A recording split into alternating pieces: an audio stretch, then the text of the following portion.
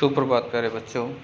कक्षा +1 का ज्योग्राफी का हमने एक टॉपिक स्टार्ट किया था कि भारत की स्थिति और आकार के बारे में, जिसमें पढ़ा था कि स्थिति के बारे में हमने जान लिया था कि भारत का कितना क्षेत्रफल है, दक्षिण से उत्तर तक की कितनी दूरी है, पूर्व से पश्चिम तक की कितनी दूरी है। इन सारी की सारी बातों पर हमने चर्चा की थी।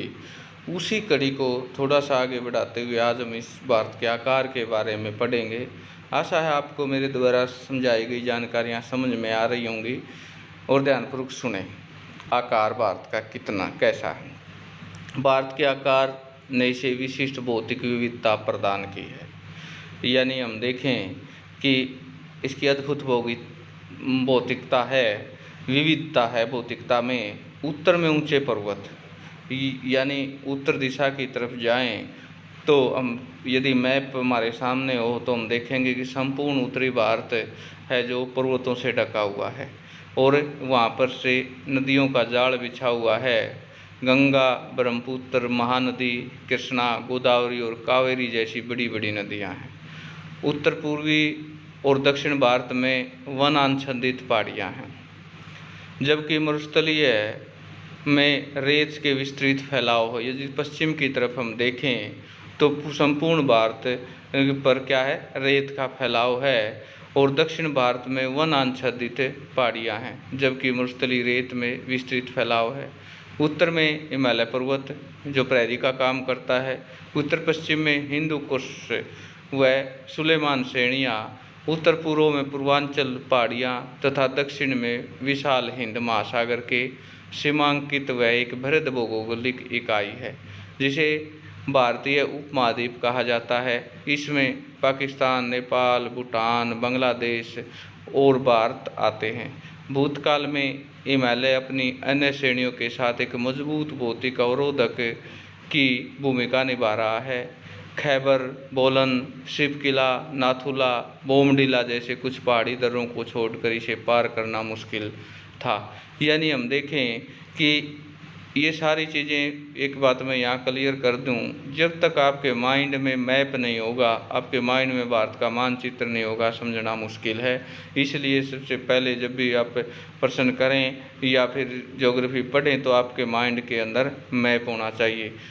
पहाड़ी दर्रों को छोड़कर इसे पार करना मुश्किल है। हिमालय पर्वत ने भारतीय उपमहाद्वीप को एक अद्वितीय अक्षेत्रीय पहचान स्थापित करने में सहायता की है। भारत के भौतिक मानचित्र का हवाला देते हुए अब आप उन भौतिक विविधताओं का वर्णन कर सकते हैं जो कश्मीर से कन्याकुमारी, राजस्थान से जैसलमेर से मणिपुर से में इम्फाल तक यात्रा करते समय आपके मार्ग में आएंगे। भारत का प्रायद्वीपीय भाग हिंद महासागर की ओर उभरा हुआ है। भारत की संपूर्ण तट रेखा द्वीप समेत 7,515 किलोमीटर पर विस्तृत है।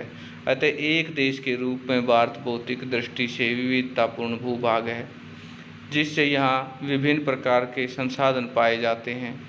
आपको याद है, स्कूल भवन का एक वेब पोर्टल है जो देश की प्राकृतिक संसाधनों, पर्यावरण, सतत विकास, उनकी भूमिका के बारे में छात्रों के बीच जागरूकता लाने के लिए मानचित्र आधारित शिक्षा प्रदान करता है। यह NCERT पाठ्यक्रम के आधार भुवन इसरो की पहल है। अब है हम कुछ एक भारत के जो पड़ोसी देश हैं उनके बारे में चर्चा करें। भारत की स्थिति मानचित्र 1.2 में जांच करें, जो ऊपर हमें दिखाया गया है। ये है भारत की स्थिति और भारत के साथ लगते उन महासागरों का या फिर उन देशों का वर्णन है। आप देखेंगे कि भारत एशिया महाद्वीप के दक्षिण मध्य में स्थित है, यानी एशिया महाद्वीप का दक्षिणी हिस्से का बीच का भाग, और बंगाल की खाड़ी अरब सागर के रूप में विस्तृत इसकी दोनों भुजाएं हिंद महासागर के साथ सीमा बनाती हैं। प्रायद्वीपीय भारत को एक इस सामुद्रिक स्थिति की वजह से ही भारत समुद्री व वायु मार्गों द्वारा अपने पड़ोसी क्षेत्रों से जुड़ा है। मानचित्र को देखते हुए भारत के पड़ोसी देशों की एक सूची बनाएं। ये आपने काम क्या करना है, नोटबुक में राइट करने हैं कि भारत के पड़ोसी देश कौन से हैं, कौन सी दिशा में पड़ते हैं, श्रीलंका और मालदीव हिंद महासागर में स्थित दो द्वीपीय देश हैं जो भारत के पड़ोसी देश हैं।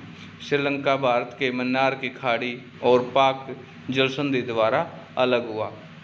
खाड़ी और जल संधि में अंतर क्या है? क्या आप जानते कि आधुनिक युग में भौतिक दूसरे पड़ोसी देशों में अंत्यक्रिया करने में बाधक है? हमने किस प्रकार भौतिक दूरियों द्वारा पैदा किया गया यात्रा घर्षण को तटस्थ किया है?